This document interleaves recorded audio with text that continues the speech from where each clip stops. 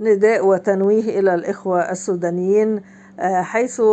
تم الإعلان عن قطار مخصص لنقل السودانيين المقيمين في مصر الذين يرغبون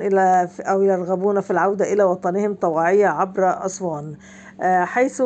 شهدت محطات القطارات تشغيل قطار مخصص لهذا الغرض. وبحسب بيان، أعلنت الهيئة القومية للسكك الحديدية بمصر عن تشغيل قطار مخصوص لتسهيل نقلهم أو نقل المقيمين في مصر من السودانيين الراغبين في العودة إلى وطنهم طوعية مرورا بمحافظة أسوان، حيث تقرر تشغيل قطار مخصوص رقم 1940 ثالثة مكيفة من القاهرة إلى أسوان يوم الاثنين الموافق 21/7/2025، حيث يقوم من محطة القاهرة الساعة 11 ويصل أسوان الساعة 23، وذلك طبقا للجدول المرفق على أن يعود بقطار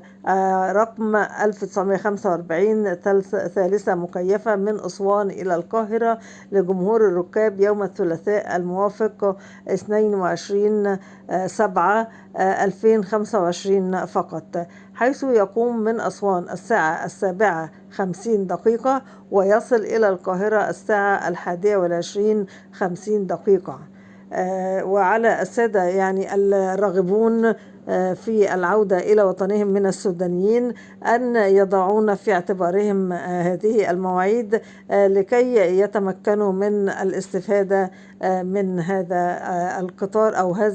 أو هذه الخدمة التي توفرها جمهورية مصر العربية لهم تمهيدا لعودتهم.